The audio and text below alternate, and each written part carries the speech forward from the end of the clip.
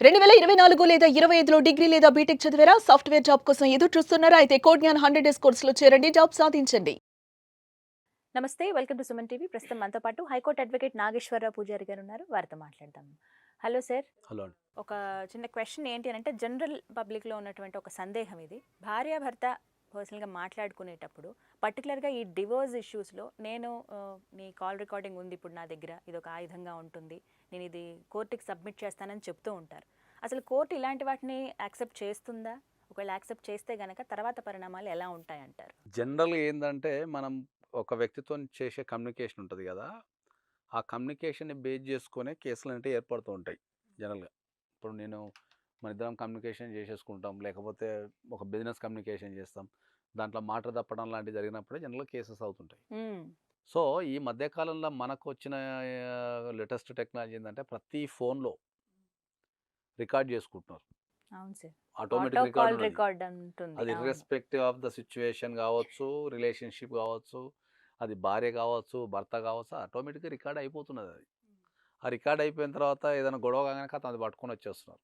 Sir ఇగో నా దగ్గర call record ఉంది సార్, ఇగ చూడండి సార్ అని చెప్పి మాట్లాడుతున్నారు.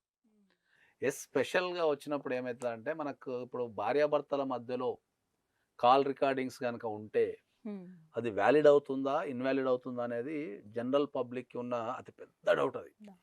యెస్. ఈ అతి పెద్ద డౌట్ చెప్పే ముందు ఏందంటే, దానికి హ్మ్. కొన్ని బంధాలని రికార్డ్ చేయలేం మనం. ఓహ్! ఓకే. అవును. అవి రికార్డ్ చేసినా కూడా కోర్ట్ ఇన్వాలిడ్ చేస్తది. యాక్సెప్ట్ చేయరా సార్? యాక్సెప్ట్ చేయదది. ఓహ్! ఆ! ఓకే. కొన్ని బంధాలని మనం రికార్డ్ చేయనీకి లేదు. హ్మ్. ఒకవేళ మనం వాటిని రికార్డ్ చేసినా కూడా కోర్టు హ్మ్. యాక్సెప్ట్ చేయదవి. హ్మ్. ఎప్పుడైనా కూడా. సివిల్ కేసులలో అయితే యాక్సెప్ట్ చేయదు. ఓకే. క్రిమినల్ కేసులలో అయితే తీసుకుంటారది. క్రిమినల్ హ్మ్. కేసు వేరు, సివిల్ కేసు వేరు. సివిల్ కేసులలో యాహ్! కాల్ రికార్డ్స్‌ని భార్యాభర్తలు మాట్లాడుకున్న కాల్ రికార్డ్స్‌ని కోర్ట్ యాక్సెప్ట్ చేయదు. హ్మ్. ఓకే. ఓన్లీ ఈ రిలేషన్‌కేనేనండి? ఇంకా వేరే అదే ఏమైనా? కొన్ని రిలేషన్స్ అండి ఓకే. అందుకనే. కొన్ని రిలేషన్స్‌లో ఏమొస్తది అంటే భార్యాభర్తలు, హ్మ్. Advocate and client. హ్మ్. అడ్వొకేట్ అండ్ క్లయింట్ మధ్యలో గూడా దాన్ని రికార్డ్ చేయనీకి లేదు. హ్మ్. ఒకవేళ రికార్డ్ చేసినా గూడా కోర్ట్ పరిగణలోకి తీసుకోదు. ఓకే. ఓకే. హ్మ్. ఎందుకంటే వీటిని ఏమంటారంటే ప్రివిలేజ్ కమ్యూనికేషన్ అంటారు. హుహు. ప్రివిలేజ్ కమ్యూనికేషన్ అంటే ఆ పదంలోనే ఉందండి. హ్మ్. ప్రివిలేజ్ ఇంకా వీటికి. హ్మ్. రికార్డ్ చేసి వాటిని సాక్ష్యాల కింద పరిగణించుకుంటా పోదు కోర్టు. ఇవి రికార్డ్ చేసి సాక్ష్యాల కింద పరిగణించుకుంటా పోతే ఇగ అందరూ రికార్డ్ చేసుకుంటూనే ఉంటారింక. ఇప్పుడు నా 512 జీబీ కూడా సరిపోదిగ. అప్పుడు 3 టీబీ, 4 టీబీలు ఫోన్లు కొనుక్కోవాలి అందరిగ. కానీ ఒకవేళ కోర్ట్ చెప్తూ గనక ఉంటారు కదా సార్ మాట్లాడేటప్పుడు ఫోన్‌లో నేనంతా వాళ్ళు రికార్డ్ జనరల్ చేశాను. పర్ఫెక్షన్‌లో ఏముంటారంటే, అబ్బా! నేను రికార్డ్ చేసినా, నా దగ్గర సాక్ష్యం ఉంది కాబట్టి నాకు డైవోర్స్ వస్తది సార్ అని చెప్పి తిరుగుతుంటారు. హ్మ్. ఒక అడ్వొకేట్, క్లయింట్ మాట్లాడుకునేది గానీ, ఒక భార్యాభర్తలు మాట్లాడుకునేది గానీ, లేకపోతే ఒక డాక్టర్, పేషెంట్ మాట్లాడుకునేది గానీ, కొన్ని రిలేషన్‌షిప్స్ ఉంటాయి గదా! వాటిని మనం ఆ కమ్యూనికేషన్‌ని రికార్డ్ చేయనీకి లేదు. ఒకవేళ మీరు రికార్డ్ చేసినా అది కోర్ట్‌లో ఇన్వాలిడ్ లేకపోతే ఇన్‌అడ్మిసిబుల్ అంటారు దాన్ని. అంటే అడ్మిషన్ తీసుకోదు దాన్ని. కోర్టు సాక్ష్యం కింద పరిగణలోకి తీసుకోదు. ఎందుకంటే ఆ రిలేషన్‌షిప్స్ అనేటివి ఓపెన్‌గా ఉండిపోయి, ఉంటేనే ఆ రిలేషన్‌షిప్‌లో బ్యూటీ ఉంటది. హ్మ్. ఇప్పుడు నా దగ్గరికి ఒక క్లయింట్ వచ్చిండనుకుందాం. వాడు అన్నీ చెప్తేనే నేను దానికి కరెక్ట్ పరిష్కారం ఇవ్వగలుగుతా ఓపెన్‌గా. అది ఏ కదా! ఇష్యూ అయినా అవును. కావచ్చు అది. అవును సార్. ఓకే. ఇంకా మనం ఓపెన్‌గా మాట్లాడితే ఏందంటే అడ్వొకేట్ దగ్గరికి మర్డర్ చేసిన వ్యక్తులు వస్తారు.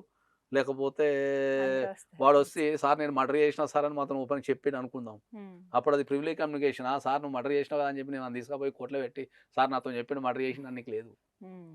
So, that is a privilege communication. హ్మ్. సో, పంజాబ్, హర్యానా హైకోర్టు గూడా రీసెంట్‌గా మనకు డైవోర్స్‌లో గనక ఈ కాల్ రికార్డ్ గనక ఉంటే దాన్ని మనం యాక్సెప్ట్ చేయొద్దు. ఇన్‌అడ్మిసిబుల్ కింద ప్రకటించాలని జెప్పేసి జడ్జిమెంట్ గూడా ఇచ్చింది. ఓకే. సో, వీళ్ళందరూ ఒక ఏందంటే మేము ప్రతీది మన దగ్గరకొచ్చేసి సార్ మేము ప్రతీది రికార్డ్ జేసినాం సార్. రోజు గంటలు గంటలు మాట్లాడాను సార్. అది మాట్లాడాను సార్, ఇది మాట్లాడాను సార్ అంటారు. హ్మ్. డైవోర్స్ విషయానికొచ్చినప్పుడు ఏందంటే ఒకవేళ ఓపెన్‌గా మాట్లాడితే ఒక రికార్డ్ ఆధారంగా జేసుకొని హ్మ్. ఏదన్నా ఒక కోర్ట్ డైవోర్స్ ఇచ్చింది అంటే అందరు రికార్డ్ మీదనే పడతారిగ. అవును కదా సార్. ఇంక ఇగ అందరూ పనంతా మా దగ్గర వదిలిపెట్టేస్తారిగ. ప్రూఫ్స్ ఉన్నాయి ఇగ అని చెప్తారు. పనంతా అవును. వదిలిపెట్టేసి అదే రికార్డింగ్ చేసుకుంట తిరుగుతుంటారిగ. హ్మ్. కాబట్టి ఎస్పెషల్లీ డైవోర్స్ కేస్‌లో గనక ఏదన్నా బంధాన్ని గనక మనం రికార్డ్ చేయాల్సొస్తే అది హ్మ్. కోర్ట్ ఇన్‌అడ్మిసిబుల్ కిందనే ప్రకటిస్తది. హ్మ్. కానీ అది మళ్ళా క్రిమినల్ కేసులలో పనిచేయదు మళ్ళా. క్రిమినల్ కేసులలో పనిచేస్తది. హ్మ్. కాబట్టి క్రిమినల్ కేసులలో తీసుకుంటారు. హ్మ్. డైవోర్స్ కేసులలో తీసుకోరు. ఇంకా ఓకే. కొన్ని మనం అన్నట్టు ఇంతకుముందు ప్రివిలేజ్ కమ్యూనికేషన్ కింద డాక్టర్, పేషెంట్ గాని, అడ్వొకేట్, క్లయింట్ గాని, హ్మ్. తర్వాత టీచర్ అండ్ స్టూడెంట్ గాని, హ్మ్. ఫాదర్ అండ్ మదర్ గాని, హ్మ్. ఇది మన సన్ అండ్ ఫాదర్ గాని, హ్మ్. మదర్ అండ్ ఇట్లా కొన్ని బంధాలని మనం అవి కొన్ని కొన్ని. రికార్డ్ చేయడానికి లేదు అది. హ్మ్. అదేది మన ఓరల్ కమ్యూనికేషన్. మళ్ళీ రిటర్న్‌గా ఉన్న ప్రతి డాక్యుమెంట్ తీసుకుంటాం. రిటర్న్‌గా అది చేసేది ఎవరిదైనా. దాన్ని ఓకే. కమ్యూనికేషన్ అనం మనం. ఓకే. ఓకే. ఓరల్ కమ్యూనికేషనే మళ్ళా. ఆ. రిటర్న్‌గా ఏదన్నా చేసుకుంటే ఆ ప్రతి డాక్యుమెంట్‌ని కోర్టు పరిశీలించాల్సిందే. ఓకే. అవన్నీ చెల్లుతాయంటారు. చెల్లుతాయి. హ్మ్. సో, మనం పర్టిక్యులర్‌గా చెప్పేది ఏందంటే ఒక ఫోన్ రికార్డ్ అనేది హ్మ్. పని చేస్తదా? పని చేయదా? అవును. కోర్ట్ అది. యాక్సెప్ట్ చేస్తుందా? చేయదా చేయదా? అంటారు. అది. హ్మ్. కాబట్టి సివిల్ కేసులలో హ్మ్. ఫోన్ రికార్డ్ అనేది పనిచేయదు. ఓకే. క్రిమినల్ కేసులలో పనిచేస్తది. హ్మ్. ఎస్పెషల్లీ మనం మాట్లాడేది ఏందంటే డైవర్స్ కేసులో డైవర్స్. పనిచేస్తదా? పనిచేయదా? అన్నప్పుడు హ్మ్. డైవర్స్ కేసు వరకే వస్తే హ్మ్. పనిచేయదు. సో ఇది అది. ఫైనల్ అంటారు. అది పనిచేయదు. కాకపోతే అప్పుడప్పుడు కోర్టుకున్న దాని పరిధిని బట్టి సబ్స్టాన్షియల్ ఎవిడెన్స్ కింద తీసుకునే అవకాశం ఉంటే ఉండొచ్చు. హ్మ్. అది ఎలాంటి పనిచేయదు. సందర్భాల్లో సార్ అది? ఇది కేసుని బట్టి ఎవిడెన్స్. డిసైడ్ చేయబడుతుంది కోర్టు. ఓకే. అట్లా. హ్మ్. మనం ప్రధానంగా తెలుసుకోవాల్సిన విషయం ఏందంటే ఒకవేళ ఏదైనా రికార్డ్‌ని గనక మనం కోర్ట్‌లో సబ్మిట్ చేయాలి అంటే మనం డైరెక్ట్ సీడీలో తీసుకెళ్ళో లేకపోతే పెన్ డ్రైవ్‌లో తీసుకెళ్ళో కోర్టుకి సబ్మిట్ చేసి ఇనండి అంటే కూడా కోర్టు తీసుకోదు.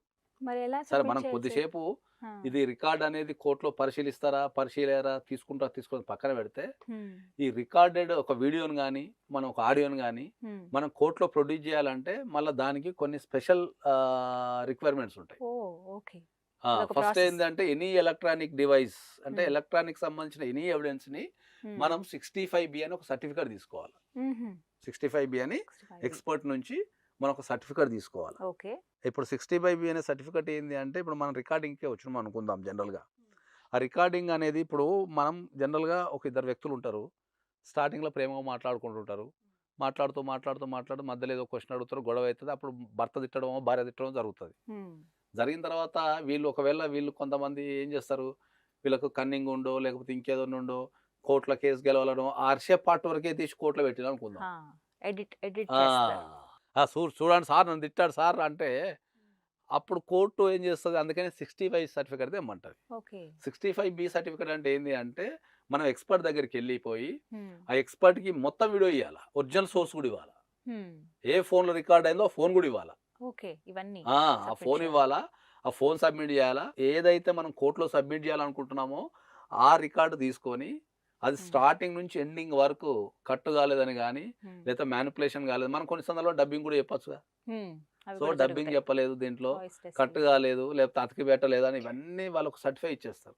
హ్మ్. అప్పుడు మాత్రమే ఆ రికార్డ్‌ని హ్మ్. ఫస్ట్ దాంట్లో ఏముందని కొద్దిసేపు పక్కన పెడితే, హ్మ్. అప్పుడు మాత్రమే ఆ రికార్డ్‌ని కోర్టు యాక్సెప్ట్ చేస్తది. సో ఇవి క్రియేట్ చేసింది కాదు ఆ! ఒరిజినల్‌దే అది అనేది. క్రియేట్ చేసింది కాదు. దీని ఒరిజినల్ సోర్స్ ఉంది హ్మ్. అని కోర్టుకు మనం ప్రూవ్ చేయాలి. ఓకే. చాలామంది ఒక ఫోన్‌లో రికార్డ్ చేస్తారు. ఆ ఫోన్ ఉండదు. దాన్ని ఇంకొక ట్రాన్స్‌ఫర్ చేస్తారు. ట్రాన్స్‌ఫర్ చేసిన తర్వాత పెడతారు. సెకండరీ ఎవిడెన్స్ అయిపోతది. అక్కడికి వెళ్ళరికి వెళ్ళిపోతది. సో, మనం ఏదన్నా ఎలక్ట్రానిక్‌కి సంబంధించి రికార్డ్స్ గాని, వీడియో క్లిప్పింగ్ పెట్టాలన్నా కూడా స్టార్టింగ్ నుంచి ఎండింగ్ వరకు పెట్టాల్సిందే. ఓకే. సో అందులో పెడితే ఎడిటర్ వెర్షన్‌లన్నీ పనికిరావు. లేవు. ఎడిట్ అది చేసినవి 65బి అనే సర్టిఫికేట్ తెచ్చుకోవాల్సిందే దాన్ని. హ్మ్. అది దానికి తెచ్చుకో ప్రాసెస్ ఉంటుందా సార్? దానికి మళ్ళా మనకు ల్యాబ్స్ ఉన్నాయి. హుహు. ఇప్పుడు ఓకే. మనకు ట్రూత్ ల్యాబ్ అని మనకు ఇక్కడ జూబ్లీ హిల్స్‌లో, బంజారా హిల్స్‌లో ఉంది. ఓకే. వాళ్ళు ఇస్తారు సర్టిఫికేట్. హుహు. అట్లాంటి ల్యాబ్స్ కొన్ని ఉన్నాయి. హ్మ్. వాళ్ళ దగ్గరికెళ్ళి మనం సబ్మిట్ చేసుకుంటే వాళ్ళు ఇస్తారు. దాన్ని తీసుకెళ్ళి కోర్ట్‌లో సబ్మిట్ చేస్తే ఓకే. 65బి ఉన్నదాన్ని హ్మ్. కంపల్సరీ 65 ఒక మెయిల్ ఉందనుకుందాం. హ్మ్. ఒక మెయిల్ ఎళ్ళింది. హ్మ్. ఆ మెయిల్ ఖచ్చితంగా ఎళ్ళింది. ఈ మెయిల్ నుంచి ఆ మెయిల్‌కే ఎళ్ళింది. వాళ్ళు చదువుకున్నారు. ఇట్లాంటివి మనం టెక్నికల్‌గా కోర్టుకు ఎట్లా ఉంటది? ఓ వాట్సాప్ చాట్ ఉంటది. మధ్యలో నాకు నచ్చినయన్ని డిలీట్ చేసుకొని, మిగతా పైది ఉంచుతారు. కిందిది అవును. కరెక్ట్ పెట్టేసి నేను స్క్రీన్ షాట్ తీసి నేను పెట్టొచ్చు కదా! హ్మ్. సో, ఈ వాట్సాప్ చాట్‌లు గాని, లేకపోతే మెయిల్స్ గాని, ఎనీ ఎలక్ట్రానిక్ ఎవిడెన్స్ గాని కంపల్సరీ 65బి అనే సర్టిఫికేట్ తీసుకొని హ్మ్. కోర్ట్‌లో అలాంగ్ విత్ ఈ 65బి సబ్మిట్ చేస్తేనే కోర్ట్ యాక్సెప్ట్ చేస్తది. లేదంటే అప్పుడు. కోర్ట్ యాక్సెప్ట్ చేయదు. హ్మ్. సో, ఎవరన్నా గాని గుర్తుపెట్టుకోండి ఒకవేళ ఏందంటే, తప్పని పరిస్థితుల్లో తప్పని ఇలా పరిస్థితుల్లో ప్రూఫ్‌లు ఎక్కడైనా కావాలంటే. పెట్టాల్సొస్తే హ్మ్. మీరు కంపల్సరీ 65బి అనే సర్టిఫికేట్ తీసుకోవాలా. హ్మ్. దాని ఒరిజినల్ సోర్స్ కూడా ఉండాలి. ఎక్కడ రికార్డ్ అయిందనేది ఒరిజినల్ సోర్స్ కూడా ఉండాలి. హ్మ్. అప్పుడు మాత్రమే అది కోర్టు ఫస్ట్ దాంట్లో ఏముందనే విషయం పక్కన పెడితే, హ్మ్. అప్పుడు 65బి ఉందంటే ఇది హ్మ్. వాలిడు. హ్మ్. తర్వాత దాన్ని ఇన్న తర్వాత అది వాలిడా, ఇన్వాలిడా అనేది మళ్ళీ తర్వాత డిసైడ్ చేస్తాం. ఓకే. ఫస్ట్ ఇలా ఈ సర్టిఫికేట్ ఉన్న కంపల్సరీ తర్వాతే. 65బి సర్టిఫికేట్ ఉండాల. చాలా మందికి తెలవక ఏందంటే బ్యాంక్ స్టేట్మెంట్‌లు గాని, అవి గాని, ఇవి గాని డైరెక్ట్ పెట్టేస్తుంటారు. కోర్ట్ పరిగణలోకి తీసుకోదు. కాబట్టి ఏదన్నా జనరల్‌గా రికార్డ్ పనిచేయదు. ఒకవేళ పనిచేసినా కూడా మళ్ళీ ఈ 65బి అనే సర్టిఫికేట్‌తో ఉంటేనే పనిచేస్తది. Right sir. థాంక్ యూ అండి.